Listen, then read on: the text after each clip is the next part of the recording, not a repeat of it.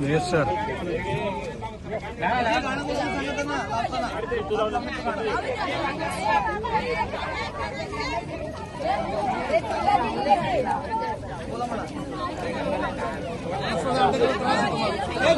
गाणं बोला लावणीचं.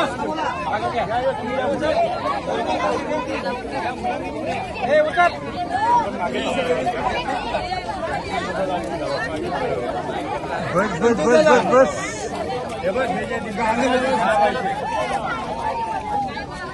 अरे थांबा थांबा थांबा.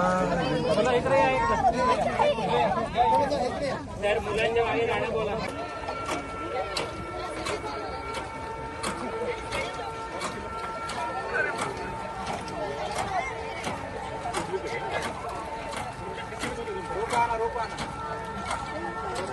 सर ते थोडी मागे घ्यायला सांगा.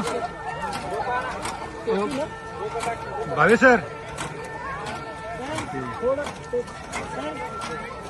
हाँ थोड़ी. हाँ यस.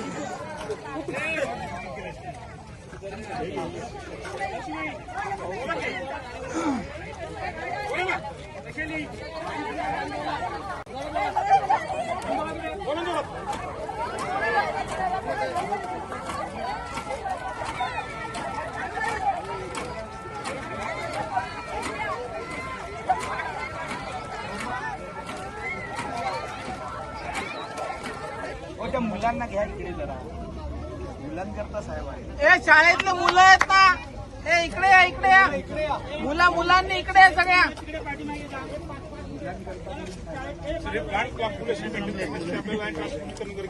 ए विद्यार्थी इकडे या, विद्यार्थी. सगळ्या विद्यार्थ्यांनी इकडे या मागे साहेबांच्या.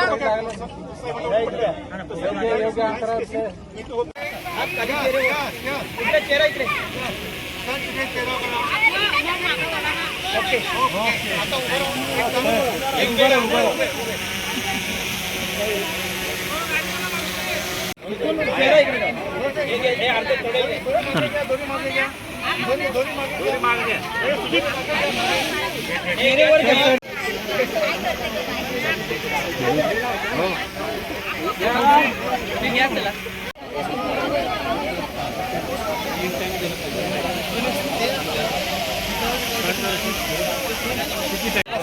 त्रास होतो मला. हे गाणं बोला लावणीचं. गाणं बोला.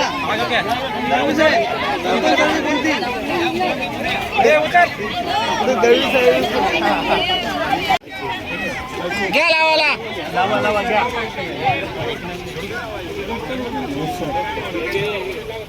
विजय गाणं बोलायला सांगत ना लावताना. हात लावणीचं गाणं. आवाज कसा कळणार मी नका.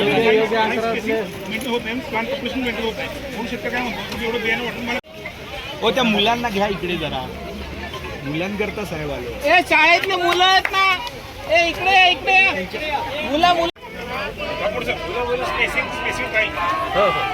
त्याचं सर्व 15 बाय 25 असं असतं. म्हणजे 400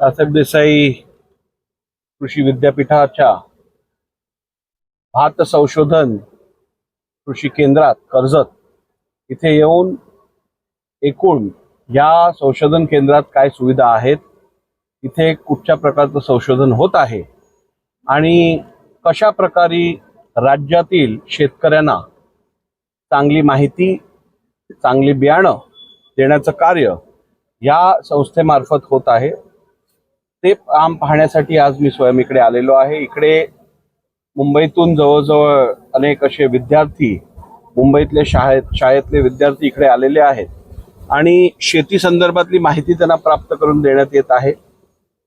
अशा एकूण मुंबईत शहरात वाढलेल्या मुलांना शेतीबद्दलची माहिती देऊन निसर्गासंदर्भातली माहिती, निसर्गातून उत्पन्न कसं निर्माण होतं ह्या संदर्भातली माहिती ही अत्यंत उपयोगी अशी हा कार्यक्रम कृषी विद्यापीठामार्फत इकडे राबवण्यात येत आहे.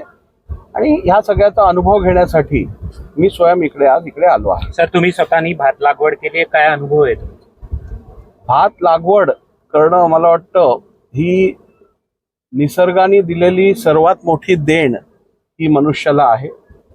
शेतकरी कुठच्या त्रासातून, कुठच्या कष्टातून हे सगळं संभव करतो, हे सगळं उभं करतो.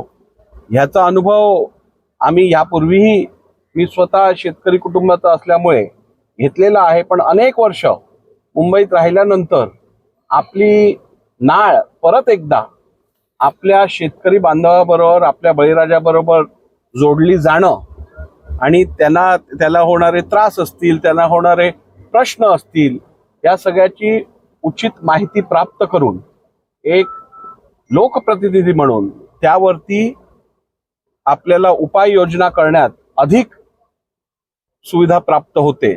आणि म्हणूनच असा अनुभव घेण्याची संधी प्रत्येक लोकप्रतिनिधी घ्यावी, शहरातला असो, ग्रामीण भागातला असो. आणि माझ्या शुभेच्छा. केंद्राचं काम अत्यंत चांगलं चाललेलं आहे. संशोधन लॅब्स मी त्यांच्या बघितल्या, रिसर्च लॅब्स बघितल्या. त्या रिसर्च लॅबॉरेटरीमध्ये ज्या बियाणं निर्माण करायला जवळजवळ 6 महिन्याचा वेळ लागतो, तो अर्ध्या वेळेत आता ह्या लॅब्समध्ये ते बियाणं तयार करण्यात येतं. आणि त्याचा फायदा निश्चितपणे शेतकऱ्यांना, बळीराजाला आपण मिळवून देऊ. निश्चितपणे कोकणाचा शेतकरी पण हा कष्टकरी आहे. खूप मेहनत घेऊन कधी पूर असतो, कधी दुष्काळ असतो, कधी अतिवृष्टी येते, या सगळ्याचं सामोरे करत कोकणातील शेतकरी हा अजूनही ताठ उभा आहे.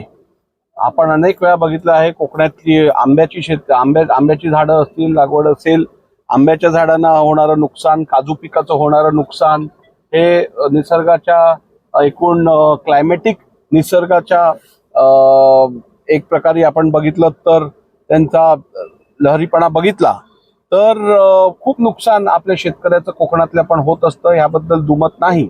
शासनाकडनं अनेक वेळा एकूण ह्या नुकसानाची भरपाई करण्याची कार्य केलं गेलं आहे. आपण बघितलं असेल हल्लीच आंबा शेतकरी असेल किंवा काजू बियाणा बागायतदार असेल, या सगळ्यांना पण अनेक वेळा शासनाकडनं मदत दिली गेली आहे. पण जर का ह्यात कुठे कमी पडत असेल तर निश्चितपणे विधानसभा अध्यक्ष म्हणून निश्चितपणे ह्यावरती उचित कारवाई करण्यासंदर्भात मी लक्ष घालीन.